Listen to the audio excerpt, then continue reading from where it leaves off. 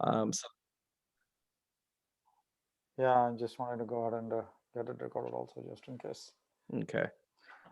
So I agree with you, Sai. I think it's a very relevant topic. I'm very interested, certainly, and so are several others. I think it's just that the schedules have been pretty tight lately, and but overall, I think towards just setting the stage, a number of things are happening at TiE, as you have been seeing from the newsletters and broadcasts we've been sending out.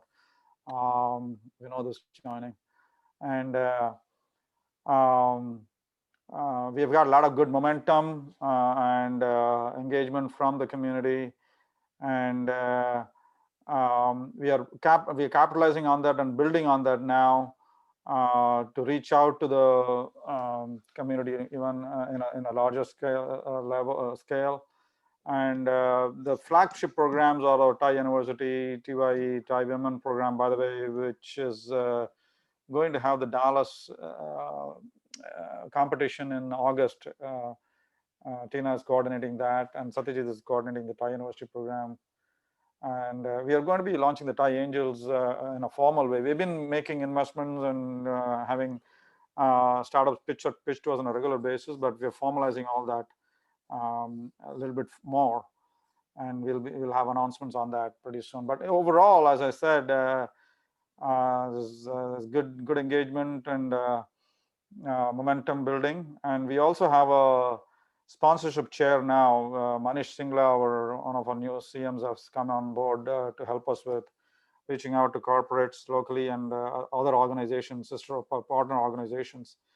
So we are able to cater to all the different constituents, our startup entrepreneurs, seasoned entrepreneurs, as well as corporate sponsors across the various programs that we have got going.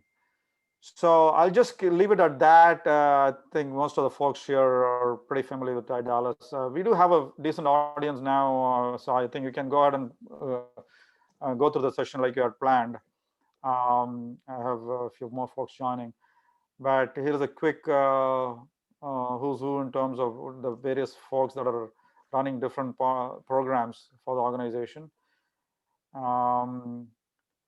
And that's it. I'm just going to leave it at that and hand the floor over to you, Sai, and take it away.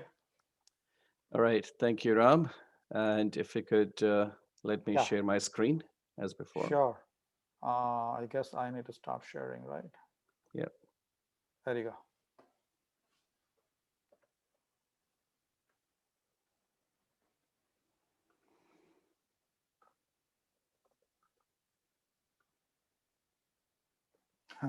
I like the comment from Satyajit. Even Byron and Peter are talking about this. Seriously, it is That's a a good one. very, Yeah. very, very current topic. And I need to get. And let me also make sure that I do a proper introduction of Sai. So obviously, charter member with very strong background in technology, telecom, cybersecurity. So he's been at this, I think, for the last year or maybe a little bit more on this particular venture, right? It's it's been about 2.5 years now. Okay. Oh, But 2.5 years. Okay. yeah. And prior to that, I think you were with Parveshio and Corporate America. So maybe you want to touch on that a little bit and then take it away. And we're very happy to have you today, Sai. And um, when we are back in person meeting, we'll get more opportunity to meet everybody face to face and continue the conversations.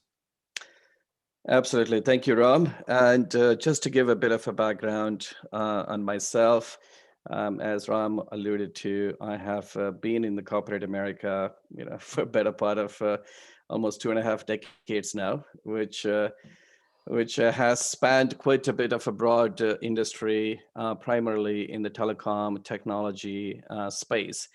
And about 2.5 years ago, I basically a few years ago, I made a very concerted pivot to switch to more of a startup environment rather than large corporate America. I'd just been there, done that too many years. So I wanted to get into the startup space and do something very transformational, something very interesting. So that's how I basically got in connection with Redmorph via somebody that I knew. The company itself was formed around 2015, so almost 6 years ago. Uh, a big chunk of the company's time was used primarily to develop the product. So only now we are getting to hit the market and with our GTM strategy and everything.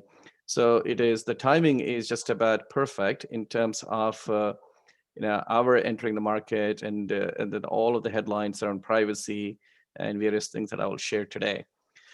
So with that, I'll start our conversation today.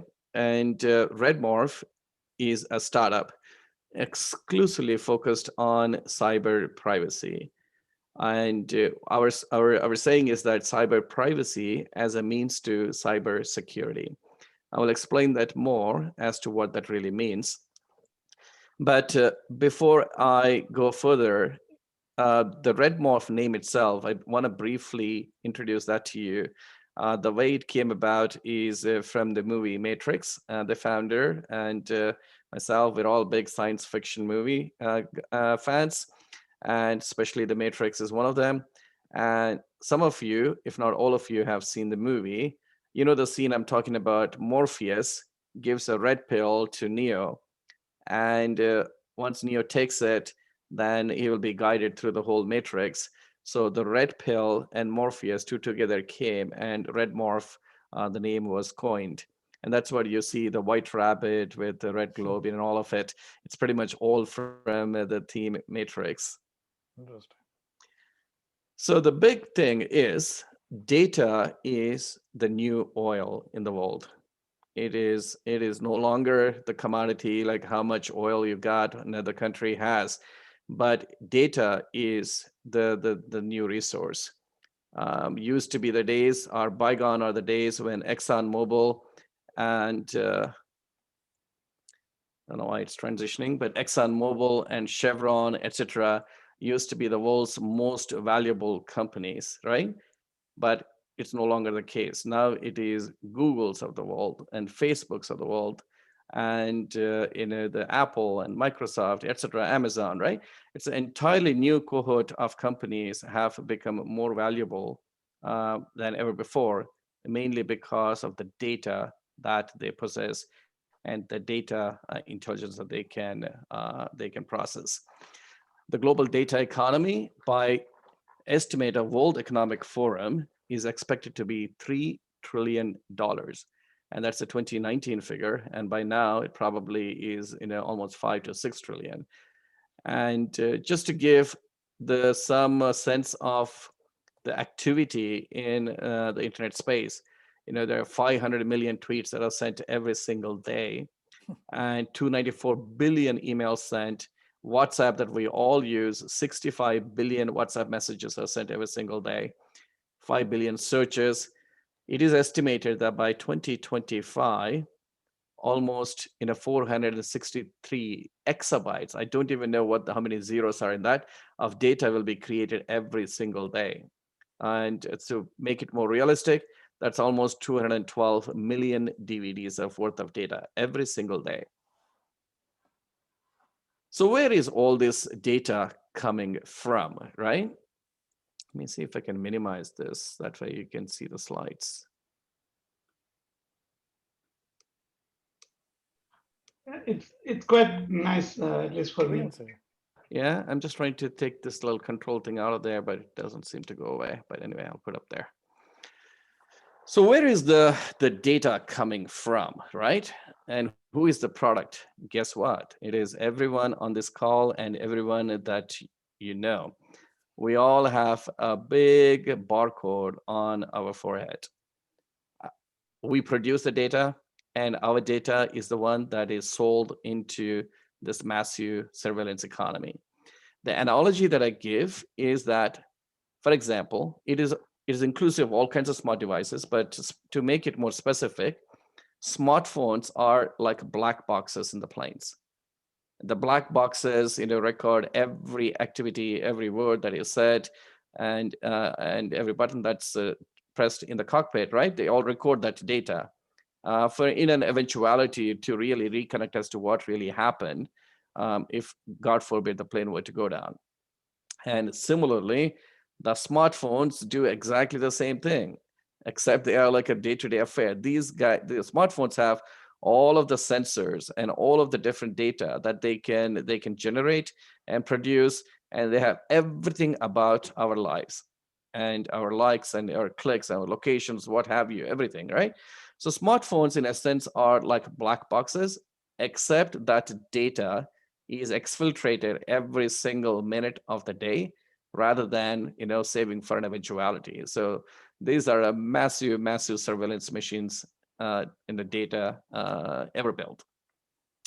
This was acknowledged by Tim Cook as well. He keeps talking about Apple and their specific strategy towards privacy. In fact, if you see many of their ads off late, the headlines are all around privacy, trying to somehow uh, press forward that Apple is different from other OEMs. But I'll talk about it to some degree, yes. But in a nutshell, they're all in the business of data. They will collect the money anyway, the data anyways.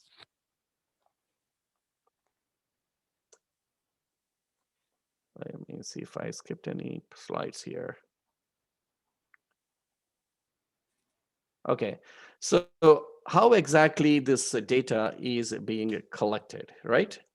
For example, let's say here in the middle is Vinod Baliga, since Vinod is on, and that white shirt reminds me of him.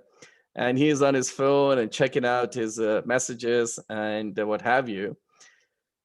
And he is in the spotlight by all of these different entities around the internet. At 12 o'clock, I begin with the device OEMs themselves. These are the manufacturer of your phones, right? It could be the Samsung, it could be Huawei, it could be Vivo, it could be Apple, or anybody. All of these OEMs have their own system apps that they bundle into a device. And these system apps do not need any special privileges from you. They are built in, they already have the access, they can collect the data and exfiltrate that to their respective OEMs. On a note in this one, the cheaper a phone gets, the larger is the amount of data that they collect. That's a kind of a footnote that you can take. For example, any of the Chinese OEMs, Vivos and Oppos, etc., they're very chatty. They collect a large amount of data and siphon it out of your devices. If I go to 3 o'clock, it is the operating systems themselves, such as Android and iOS, and these guys collected their own set of apps and data that is built into the device. And at 6 o'clock is the websites. Of course, there are literally billions and billions of websites out there, and every website does collect data. And basically, we have the cookies and various trackers, etc. They do that. And lastly, the apps themselves, the ecosystem of apps. On an average, every one of us may have anywhere from 50 plus apps on the phone that we have downloaded and we use, and almost all of them collect the data and leak information as well. In other words, there is a very vibrant ecosystem of all these guys collecting data from about you every second, every minute. And that information is immediately leaked to themselves and their partners and everybody for basically for a bulk load of money. Hence the reason why all these guys are into their valuation of trillions of dollars. It's just insane. So all this data, how does it and how does it all get packaged, right? And if you have heard about some companies, I mean, it's all over the place, but some of the big examples would be the data brokers or data consolidators, such as Experian and Equifax and Axiom and Oracle. Besides, of course, the well-known culprits of Google's and Facebook's of the world. All these guys have profiles about every one of us. And it is to such detail and such extensive breadth, it is mind-boggling. You could say that literally all of us probably have hundreds and thousands of data points, everything beautifully indexed into what age we are, what sex we are, where we went to college, and we're married, kids, and where we live, and a lot of our health record, health data, and our fitness, and our likes and dislikes, you name it, just about anything and everything. In other words, basically, no information is garbage. Every information is a value for them to be able to process it and figure out exactly what we are. So all of that goes into this amazingly complex profile data that is sold into the marketplace. So, but all of this, there are a lot of concerns, okay? Like, oh my God, this thing is going crazy, and citizen personal data is being collected and exfiltrated. And we all know last year, there's this huge brouhaha about TikTok and WeChat, right? TikTok was forced to be basically separate from the Chinese ownership and taken over by US company, because all of the US citizen data, they wanted to keep it within the US. And of course, the same thing with the WeChat. Exact same thing China does as well. China does not allow any of the US social media apps to operate in their own country for the fear of same thing. That is, the data can be collected and exfiltrated, which can be very, very powerful for whoever has the position of it. One of the concerns was, of course, election tampering, election influencing. I'm sure everybody heard about Cambridge Analytica. One of the things we call it as a bias amplification. I know we all know our country is very divided, more or less 50-50, but there's a small 2-3% of people who we call as the swing voters, right? The moment with all of this data that I spoke about collected, people and whoever is in possession of it can figure out, you know what, this so-and-so person is left leaning, but he hasn't quite made up his mind. Guess what? That little bias can be amplified with pounding him with the messages about left. Whether it's on social media, whether it's in any other media, pound him, you repeat it 100 times, people eventually start believing it, right? So in other words, whether it's left or right, or whether it's whatever the bias you have, that can be amplified once that narrowing is done, and you can be targeted and exploited. Same thing with the COVID apps, a lot of data that was collected. There was a worry about the leakage. I'll go into where all this is coming from. We spoke about smartphones, but smart TVs, smart watches, smart IoT that's coming up with the 5G, that connectivity that is expected. Basically, it's already there, but a lot more happening every year. Basically, all the smart anything that we use is a source of information. And like I said, no information is useless. Every bit is valuable. Smart TVs, particularly, if you heard about a company called Trade Desk, they're already into very targeted ads on the TVs rather than seeing a random set of ads during Super Bowl and things like that, right? So all kinds of things that are already happening. And how are they making sense of all this data? The reason is we have the mechanism now using AI and ML. These technologies are so powerful, you can throw any amount of data. In fact, more data you throw at them, more accurate are their predictions and predictive analytics. So with the confluence of all of these things, data along with the ability to process has led into almost like an environment where there is no privacy at all.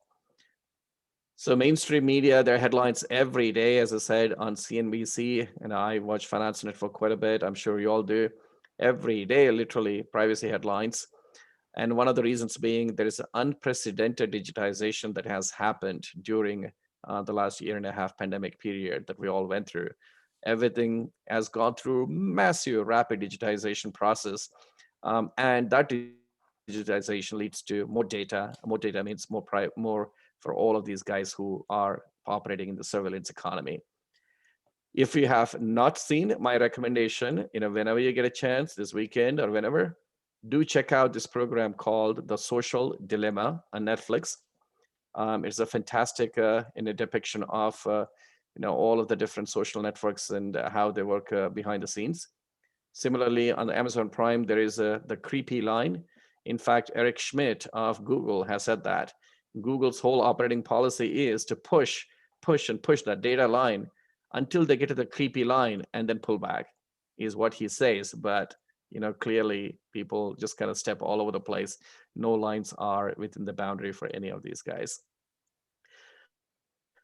And you may have heard about NPR, DuckDuckGo. He's advertising left and right about their privacy, but predominantly they are search focused. Whereas what we are trying to do in Redmorph is more of an entire endpoint focused, and I'll talk about it a little more. By the way, I want to pause here. Is it coming across okay for you guys? Or Yeah, any questions so far? a few, but we can save that until we finish, and then we can take those questions. Unless somebody want to really jump in and ask anything that's very pressing. No, I think coming across really clear and nice. Okay, cool. In the case, I'll continue on. And so there are basically cyber risks can be categorized into two broad categories. One is the cyber threats. These are all the ones, the virus and the malware and ransomware and everything that we keep hearing in the media. And a lot of the protection towards this is reactive. In other words, it's a signature-based protection. You have some software that you buy that will sit and detect these viruses and try to prevent it, right? Our goal, so the other part is cyber surveillance or cyber espionage, everything that I spoke about in terms of data collection and surveillance of users and everything about you. So the question is, which one is important, or which one is the one that you would rather deal with first? Both are important, clearly, but our position is that you need to be able to, surveillance is the first step in any cyber criminal activity. If I want to exploit, Nathan, if I were to take your company as an example, Ram, is that what for the cyber criminals do is how can they target somebody within that forum, right? And they try to collect more of the data, try to find the weakest links. In other words, surveillance is the first step of a cyber criminal, the threats and activity. So I would say, and we would say that if you can nip it in the bud and stop it or reduce the cyber surveillance itself, it is significantly enhance your profile, not just in your privacy, but in your security as well. Hey, can I interrupt you for 1 second, Sai? So are you talking from a enterprise standpoint or from a consumer standpoint also? I am. So we have both segments. Okay. So I'm more talking about this. So this particular example is more on the enterprise point of view. Okay. But our solution can be expanded from a consumer to the home to enterprise. And I will just mention that a little more in a slide or two. Okay. So what does Redmorph do, right? And in a picture is worth 1,000 words, so to speak. And if you can see the same, the Baliga example to the left, he is still sitting in the center there. He's on his phone. All these guys are monitoring, right? Collecting data. We want to call it as reversing the spotlight, i.e., instead of the spotlight being on the Vinod by all these guys, OEMs to OS to apps to everybody else, we reverse the spotlight. The app Redmorph app is on his phone. By the way, this app is, as of today, is available on the Play Store. And we monitor we understand the ecosystem of all of these guys, different entities as to how they do the tracking and who are the different trackers they leak the information to. In other words, we understand the entire ecosystem of the surveillance economy. And that intelligence is going to block the activity before the data actually leaves Vinod's device. In other words, by reversing the spotlight and using that ability to block all of these guys' nefarious activities, you reduce your digital exhaust, you reduce your digital footprint. That in itself leads to better privacy, better security, etc., etc. I will skip this one, but I'll quickly touch upon, where is the intelligence coming from? Our unique USP is this whole behavioral profiling and threat intelligence engine in the backend. Basically, every app and that is in the Play Store and App Store, we are in the process of building the intelligence about it in terms of developer details, where it comes from, what is its network activity, what permissions it would seek, and what's the background behavior and all of that, that goes into the tracker library. And this library is enhanced with our AI and ML algorithms in being more real time, etc. But I can pass through that one. So this is the one that you're referring to. Okay, what are the different segments? Initially, it is a consumer segment. Our GTM activity right now is the consumer area. We are giving away the solution for free. I mean, I'll be fully transparent with you guys. But we want to monetize the home solution and the enterprise solution. Same kind of a privacy device, right? We would you can connect it to your home router. It will protect every device and at your home, and that would be a subscription-based plan. And enterprise will be similarly a subscription-based solution as well. But those both are in our plans. They are in the works. But right now, consumer solution is the one that we're going out with. Okay, you may ask, why are we giving the consumer solution for free? Two things. One, we wanted to follow the Zoom's version of marketing model, our go-to-market model, wherein we want to have a very broad adoption everywhere, very quickly, massively get into millions of downloads and millions of users. And from those users, we will not collect. Our absolute position is that we will not collect any user data, because that is the one that we are trying to protect. But what we do collect information is the app behavior information. And if I have apps, say like some example, tune in. Okay, who are the different guys these guys are connecting to? What is their behavior? That app behavior information is the one that loads into our backend AI ML database driven tracker library. And that engine is the one, when you go on a global scale, it becomes extremely powerful, that will know exactly the behavior of all of this ecosystem. So that's the reason. One, follow the Zoom model, give it for the free, but collect the app behavior information that we can use to monetize the home solution and enterprise solution. Make sense, Ram? Yeah. Okay.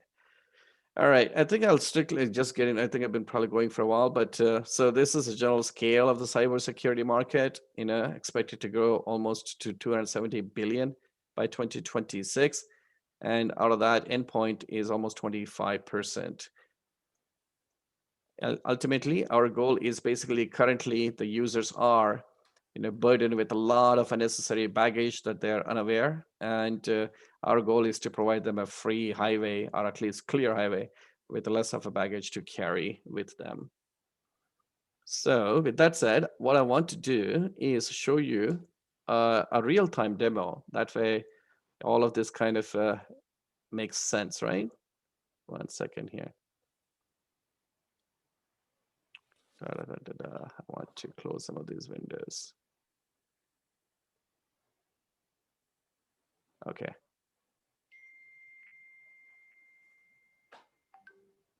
You guys can see this, right? Yeah. Okay, so this is our latest version of the app, and it is designed basically to for a very simple non-tech user to be able to use it. Like I said, it is available in the Play Store right now, and if you just go and search Redmorph, you should be able to see the listing. And actually, before Google took, can you believe it? Normally, it's a 1 or 2 days to approve an app to be listed. On this one, Don, they took almost 30 days. It's like, I think they must have raised all kinds of flags on their side about the privacy, but eventually they did approve, because they cannot possibly not do that. And so it's very simple to use. For the most part, privacy on and privacy off. It's like literally a toggle button for the users. It's like, if I were to press it, it's gone, it's on. If I press it back, our number one goal is to provide visibility to the customer as to what is happening on their device. Right now, one of the biggest problems is nobody has a darn clue as to what's happening, how the data is being collected, right? If you were to go into the dashboard tile, the live view gives the live activity on my phone. Guess what? I was not even using Spotify. And Spotify has been busy, connecting to various players. Same thing with ESPN. All of the different trackers that they connect to, and everything in the red X is the one that we have blocked. Everything in the green is let through. So I want to show you if I were to go and open an app, right? So right now, this is what the live view looks like. Let me go and open up one app, any app. For example, let me take CNN as an example, right? I just clicked on open the app, one article about Biden signing the bill. I just clicked on, and you just come back here. You can see the crazy amount of activities CNN would do immediately. It's pages and pages and pages of stuff. Immediately, they start connecting to their partners and to tell you about your device, your location, whatever the information they can gather, every bit they will sweep it and ship it. So this kind of activity goes on across the board. Imagine just like CNN is still going. And if I were to open same thing with ESPN, since I'm into sports and I do watch NBA and all of that, they're asking for location. Of course, I say no. And just click on anything, right? Nets and Bucks. Come back here. Immediately, ESPN goes nuts. Right? It is absolutely insane the amount of activity that happens behind the screens that nobody is aware of. So our number one goal is to one, educate the consumer about and give them the visibility into what's happening on the device.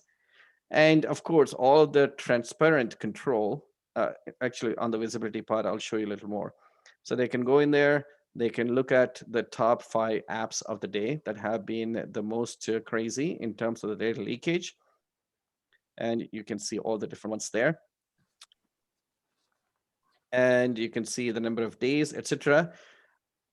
And in terms of the control itself, all of it happens transparently. The user does not have to do anything. We automatically apply various threat intelligence that I talked to you about, the privacy intelligence.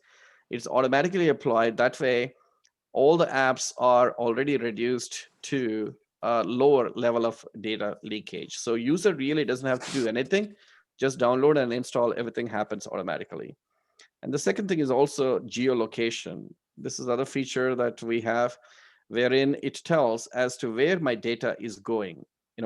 For example, here 90% is going to United States and about 5% to Ireland and about 2.1 into other countries. If there is, for example, you are a business or a government entity and you do not want your data to go into certain rogue countries, you can see it here if it were to happen and then block it. For example, here, if I were to go more into details, it'll tell you exactly what are all the different countries and percentages where my data is going to.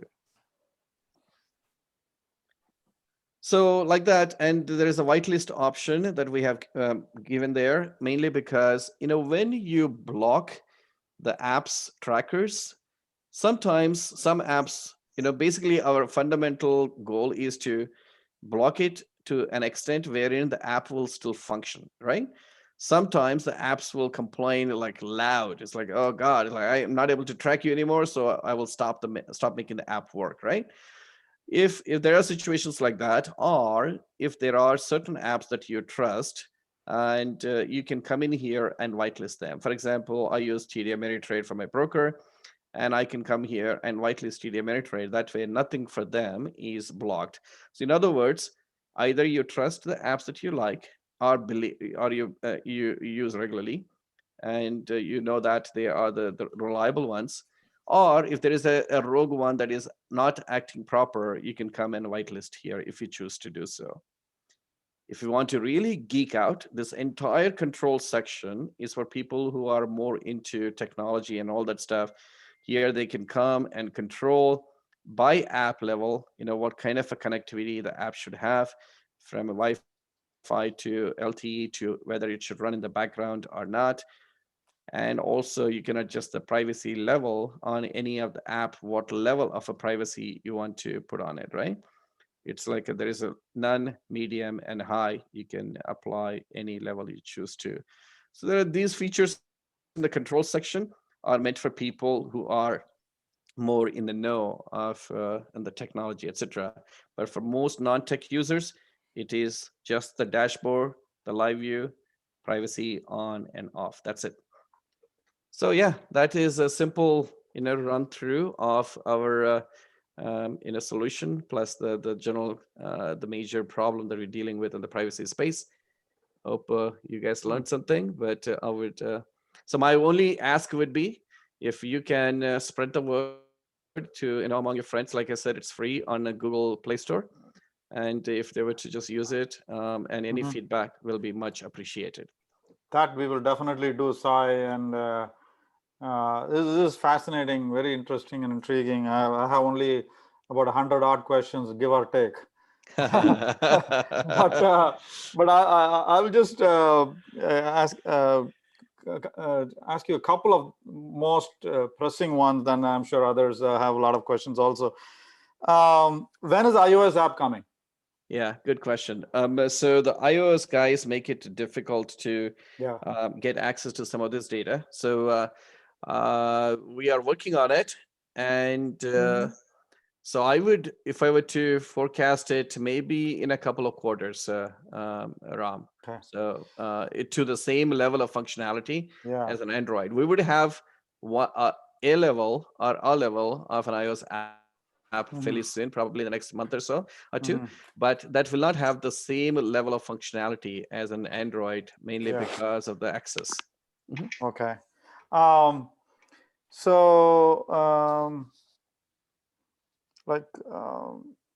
For the various reasons you already cited, so I'm trying to understand from a consumer standpoint, awareness, definitely awareness, it hugely helps awareness.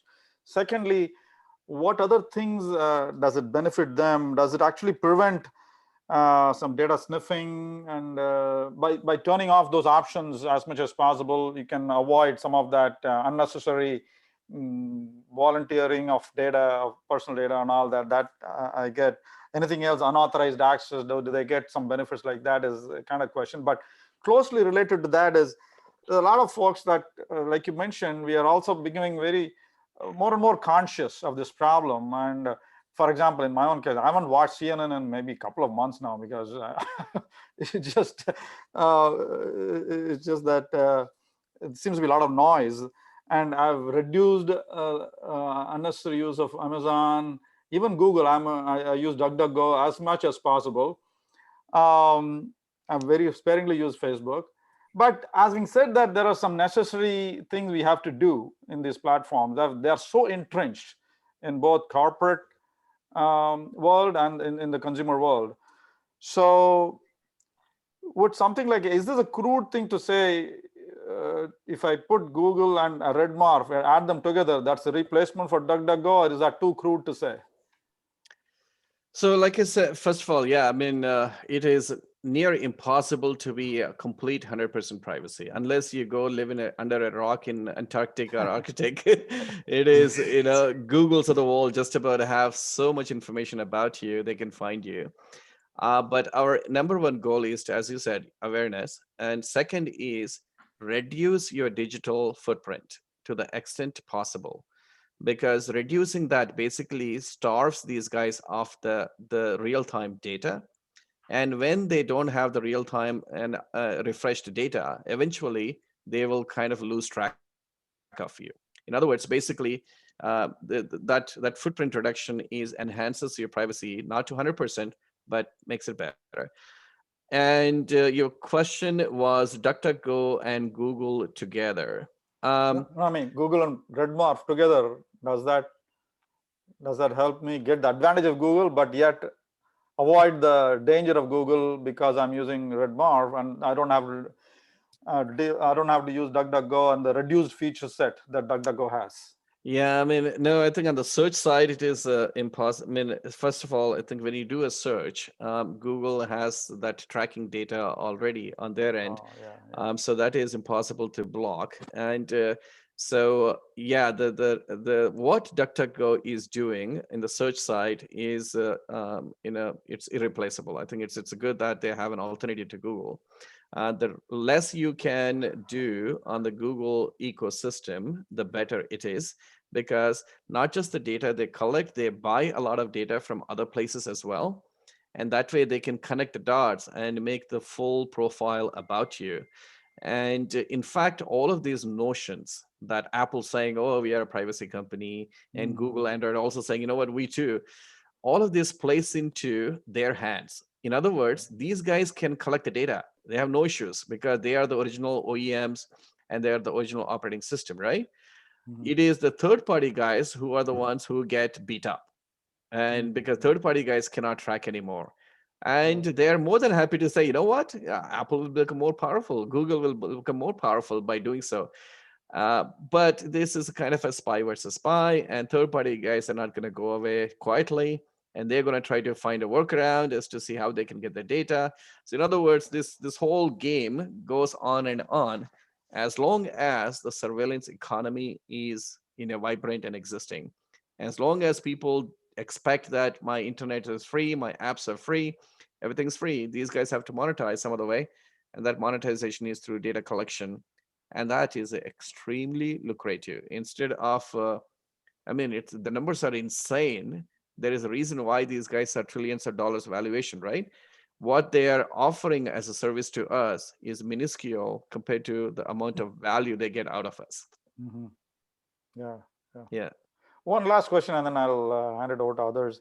The data that you yourself collect, is that generally publicly available in our devices already, without you are having to depend on any partnership with any of these device platforms, apps, and all that?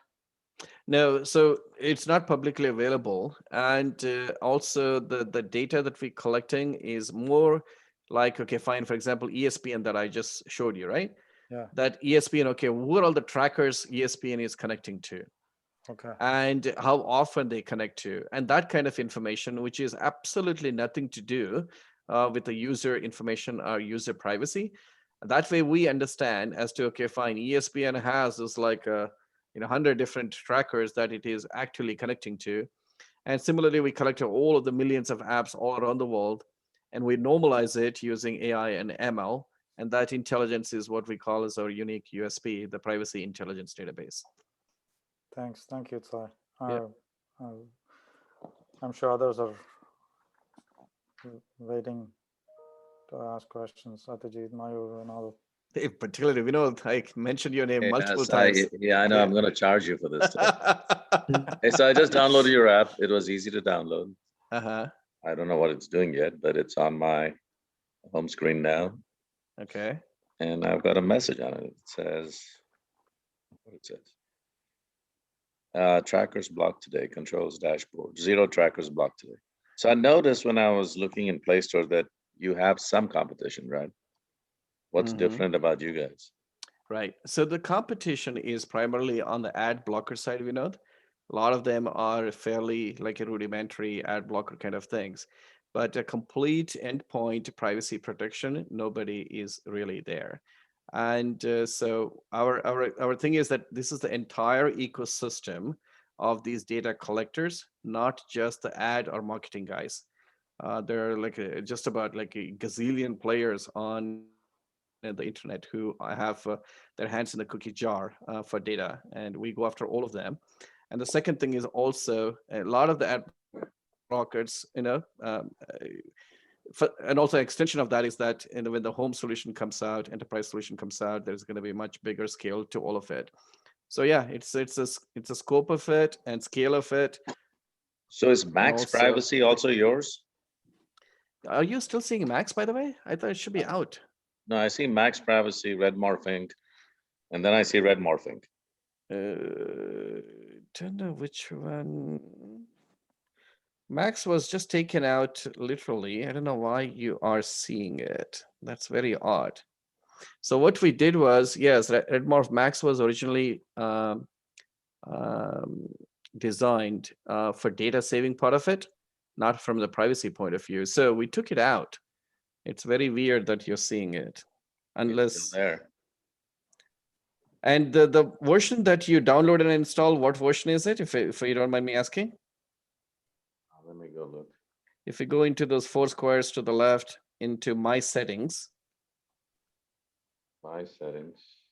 It's Up on the top. up on the top. App setting 1.0.2. Okay. Yeah, that's the right one. Huh? Yeah, that's the right one. Yeah. And you see the same interface as this, right? Yeah, it says current version 5.5. What? Yeah. Okay. Yeah, I think some have. There's a lot of things that happen with Google that are very strange that we have found recently. One, the length of time, as I was referring to, it took for this one. And the second is that we have unlisted and taken out all the previous ones. I have no idea why you are seeing it. I'll go and talk to the guys, but anyway, so you've installed it. In terms of the trackers blocked, you would see more as you use the apps, right? Whatever the apps that you're using, when they try to leak information, the blocked count should go higher. So let me try that, right? Yeah, go to any website, or any app. So where are your servers hosted? It's all Amazon AWS. Uh-huh. Yeah. So you're sleeping with the enemy. No, they don't collect it, but we run in the infrastructure, so to speak. But yeah, Good one. I know, can't really operate without these guys anyway. They've taken over. And the Play Store, Google Play Store. And if it makes Yeah, you on feel any Google Play better, Store and Sai, on Amazon servers. that's right. And you're the enemy. What to do? Oh. Yeah, that's why I'm saying you can't live without these guys. Right. If it makes you feel any better, Sai, we have faced the same thing. My guys were telling me. Oh, guess what? As soon as I hit that, sorry.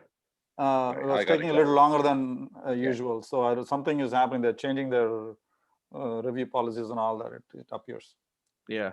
Yeah. Go ahead, Vinod. I'm sorry. So as soon as I went to Amazon, now there's 19 trackers blocked. Yep. Yeah, the count will increase, and we know just we're all friends here. So if you see any app that is not behaving as it should, because some tracker has been blocked, as I mentioned, you can go into the whitelist and you can add that app to the whitelist. Yeah. Where's the whitelist? To the very bottom right corner, you would see the whitelist. Oh, I see it. It's one of the menu items. Yeah. And any app that you're using will pop up there. You simply click on add. That will add to the whitelist. And if you need to remove it, you can remove it. Oh, let me see what happens if I do WhatsApp. Because that's been kind of controversial lately, right? Yeah, WhatsApp guys are very smart. And you know what they do? They don't leak as much to the third-party guys. But what they instead do is sweep and back up your entire conversations in the middle of the night. But it says they don't do that in their disclosures. Well, they do back it up. But anyway, they back it up. Yeah. You can back it up. Yeah, they back up stuff, which is even massive. It's a massive data, but they get the entire sweep. It's not just like bits and pieces. Okay, so WhatsApp didn't increase anything on. Right.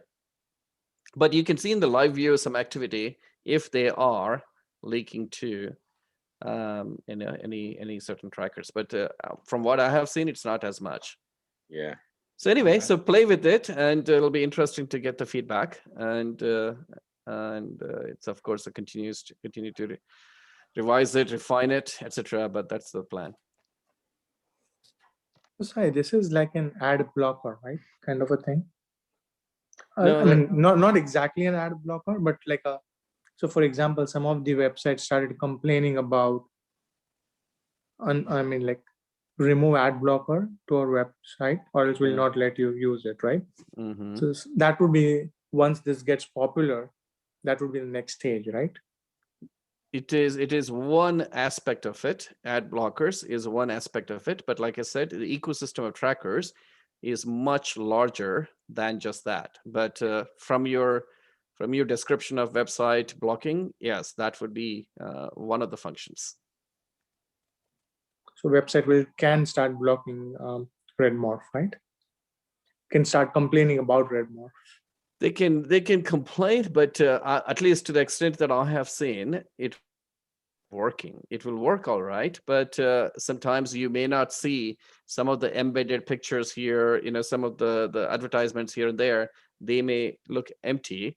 But if they completely stop working, That would be very extreme, but I haven't seen at least that happening. But that's kind of the purpose, right? You don't want to see them. Exactly. Yeah. Yeah. I mean, you don't want to see, you want to minimize all of these craziness that goes on, but at the same time, you want to push you don't want to push that so far that whether it's a site or the app would stop working. So that's a fine line that we have to walk. And that's an attempt via this AI ML. Collect the intelligence. For example, just to give an example, if Vinod were to use some in an app, then he realizes, you know what, this app is not working, and he allows that tracker, that particular one, we immediately can make a note and make sure that, you know what, this needs to be allowed for this app to work, and make it more of a normalized base for everyone. So I don't know if I showed that to you, Vinod, but within the live view, any of those trackers, if you click on it, if particularly the ones with the red X, it will prompt you to allow it. If you choose to do so, you can just do it there. Anyway, those are all the probably getting more deeper into the complexity of it. Our fundamental intent is to keep it very in a very, very easy. Most people do not have to do anything other than, what you just went through, onboarding, the very quick 15 seconds, and leave it at that. If any app compliance, just go into the whitelist and whitelist it. So you can do this on your PC and laptop also. We have an extension for the browser, if that's what you're referring to. How would you sell to enterprise? Just for their cell phones? Oh, for the enterprise. For the enterprise, it's basically, it's a layer. On the home front, it is a small little Raspberry Pi box, right? It's like a small little box that you can connect to your router port. And all of the traffic would be filtered from a privacy point of view through that. Similarly, on the enterprise, maybe a higher capacity box, all you would do is connect to your external router, and that will be the one filtering it. That's one way of doing it. And the second part that we are working on is that instead of adding another box, just kind of overlay as a service on top of the existing network firewall players, whether it's a Palo Alto or Cisco, whoever it is. Our service will be just a layer on top, wherein via API, they can use it for the privacy purposes. And then you have a subscription fee for enterprise? Or what is it? Yes, exactly. It's just an enterprise version, and it's like just like Microsoft, or whatever, right? Or any of those other virus protectors. Yep. $99 a month or whatever that is. Yep. Based on the size of it, we can come up with. But yes, it's basically a license-based or subscription-based for the enterprise. And for the home front, it is a pure subscription-based. Got it. Yeah. Enterprise on a per user basis? We haven't come up with that model yet, Ram, to be very frank, but it is going to be some function of the size of the number of users. Yeah. So the strategy is to set it up in such a way that it can be IT admin administered with devices and services being centrally managed, and that way the employee doesn't have to do much. It's handled, or am I thinking it differently? I mean, yeah, you're probably thinking the MDMs, the mobile device management guys, wherein you can sandbox what apps they use, all that stuff. So it's slightly different, but it can be combined. An MDM solution can be combined with the endpoint privacy protection. That way, both are in one set of a solution, right? So that is something that we're actually looking into. So yeah, I think the home one will be the next easiest one, because it's just a box that everyone has tens of different devices connecting to the internet at home. And now with the IoT and everything getting smart, you can protect all of that activity with one device plugged into the home router. Sai, have you thought about like this Amazon Eero is there, right? The mesh routers like Orbi and Eero, right? Mm-hmm. Can Redmorph be one of the subscription available through that as your go-to market? Yeah. It is, in fact, exactly the route as I was referring to. That's a partnership with the existing OEMs. whether it's a Netgear, whether it's a Palo Alto, and any of the guys, right? And Orbis, etc. So that we come in as a service layer on top of whatever the functionality they're providing, and they can just offer additional layer and offer that as a privacy, and charge the consumer, $1, $2, whatever it is per month, things like that. So in all of this, the fundamental differentiation is, besides the mechanism of how we do the things, is that privacy intelligence database, the one that I talked to you in the back end, that nobody else has it. And that is a database, once it becomes bigger and bigger and bigger, it becomes invaluable for all of these guys to leverage it. And just one other observation I saw, right? I could find Redmorph app on the iStore, on the Apple App Store. It's an old one. I was able to download it, but it doesn't work. So it's kind of giving, if it's better to remove it for now. Yeah. The Apple one is very, very old. So Android is the route we're going initially, for two reasons. One, 75% of the world is Android. And second, Android as an operating system allows us to do more things. And also from a privacy point of view, Android is the biggest hole. So in all of those three reasons, initially we wanted to begin with that. Yeah. For the US, as we know, the install base is much higher on the iOS, right? iPhone.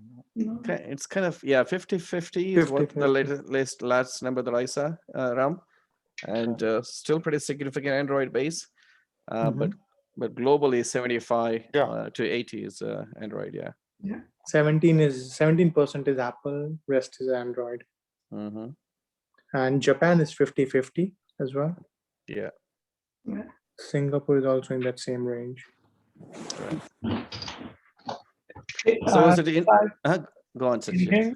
Yes. Okay, very cool. I think I really like the geofencing aspect, geolocation aspect. Okay, you know where your data is going. That's really cool. I also put in the chat, just for your anecdote, I think the whole concept of sharenting and how there is where parents are oversharing things about kids, and there was a very interesting article in BBC about that and how much fraud it's going to cause these kids when they grow up. Okay, that's very interesting. There's a whole word called sharenting. Okay. Yeah. Parents who share too much. Okay. Everybody shares all over the place. Yeah. It's a lot of things are like straight out of a Black Mirror. I don't know if you guys have seen that series. It's insane, the crazy amount of data that's available. They know more about us than we know ourselves. And with that information, they can predict what I will be doing tomorrow better than I can think of myself as to what I'm going to be doing. Yeah. And that level of power is incredible in so many things. It's like knowing the stock market. You know what? Tomorrow, the snowflake, the stock is going to go up. So I'm going to buy it because I know it already. Yeah. So I had one question, I think a little bit in the weeds. How do you know what to allow and what not? What is the leak and what is the legitimate use? Yeah. So that is, again, leads into the whole the intelligence database that we have built. The company has been around for almost almost 6 years now. And a predominant amount of early part was spent on understanding the ecosystem. When you look at a lot of these apps and the way they operate, the way they connect and crawl everything, when you do hundreds and thousands of them over a period of time, a pattern develops. Back end, there are only a certain set of guys who are all collecting data from everybody, right? So when you analyze the apps in a large scale, those patterns can be seen. And from those patterns, you can figure out, okay, fine, I have the blacklist of the guys who are nefarious, and there is a whitelist of the guys who are legit. And this whole in the middle is a gray area. Okay, how do you figure out whether it's black or white? To be very frank, there is no clear-cut answer there.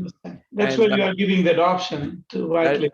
Exactly, we're giving that option, and over a period of time, with larger amount of data, our objective is AI and ML will be able to figure out this gray area also, and then figure out, you know what, out of these, again, these are closer to black, these are closer to white, etc. Some level of distinction there. So, I'm sorry, Satyajit, go ahead before I jump in. You have another questions? No, I think can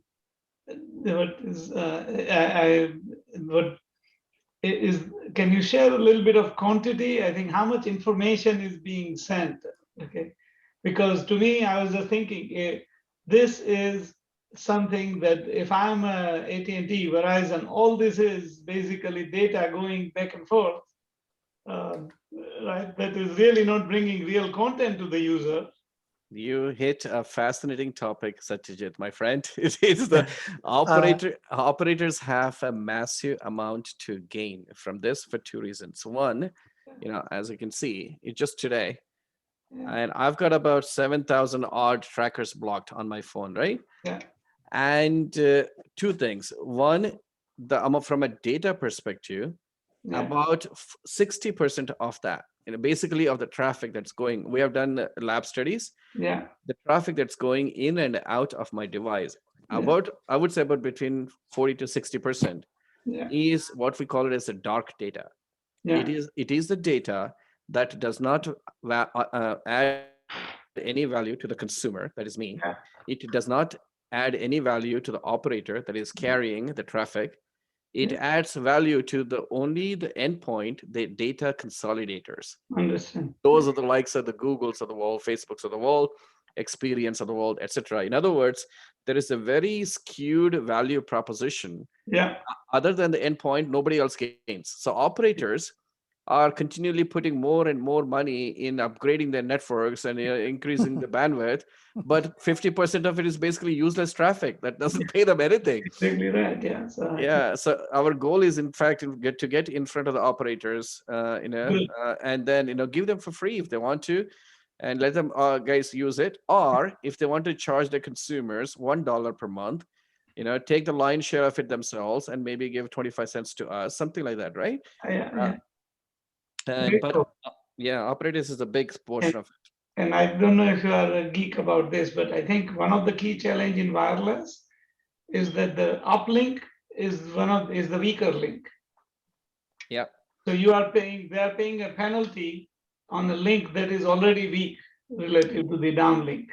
Exactly. It is the last mile delivery that is from the last antenna, the tower, to your phone. That is the most expensive part of the bandwidth, and that is the one which is misused this way. They have much to lose. No, and even in that, what I was trying to say is that from the tower to the user, or from the user to the tower. So user to the tower is the uplink, which is very weak relative to the other one. Because of the battery power. You can only transmit so much, so you have only so much battery power. The mobiles can only transmit so much. So you are really carrying a lot of nonsensical information where you can least afford to. And if you want to talk more about this, we can spend time offline. Absolutely. I think that's a great nuance to know. So I appreciate it. We'll definitely be in touch with you. Yeah, anytime. So a follow-up question on that, as Satyajit mentioned, right? A lot of these IoT sensors are consuming a lot of battery, right? Yeah. So can there be an edge? Somehow put it in a way wherein unwanted data doesn't get transmitted.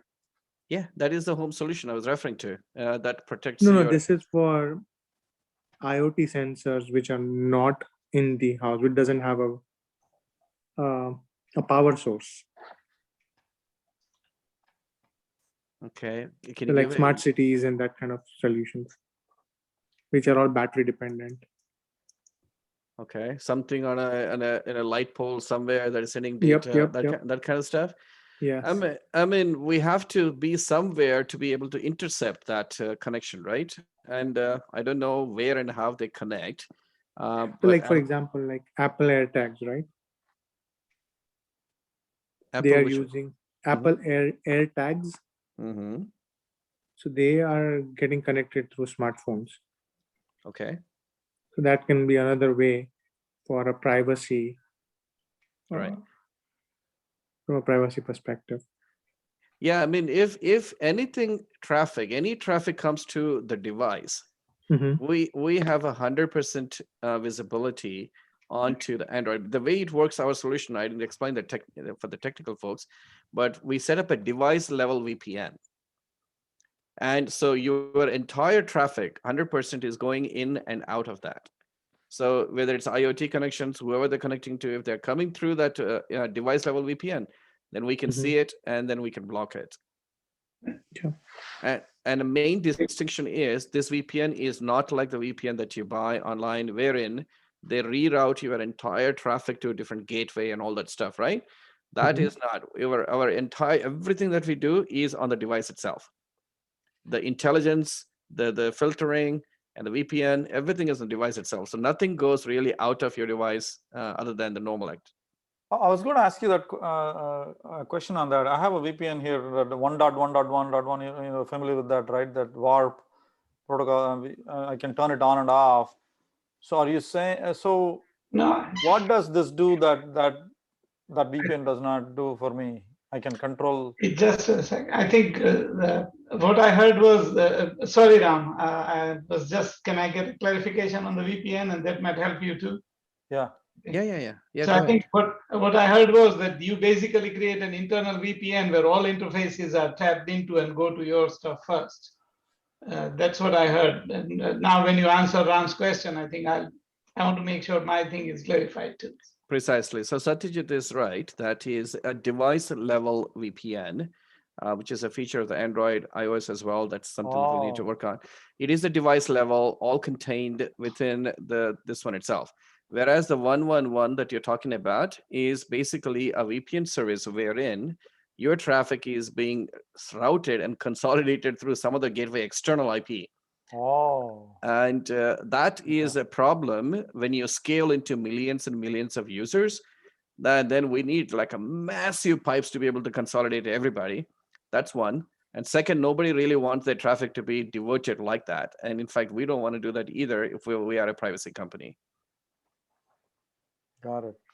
Okay. Yeah. So is there any statistic on how much of all this, the thing you're talking about, the data, how much of it is the noise and how much is actually useful, valuable data? I know it's arguable. How do you classify? Some of it might be subjective, but a lot of it is noise, as we've said. Is there a statistic? I mean, honestly, with the crazy advanced AI algos these guys have, there is really no data that is useless. Every bit adds value to them in some way to refine little more about Ram's profile as to what they know. So there is no such a thing as a bad data for them.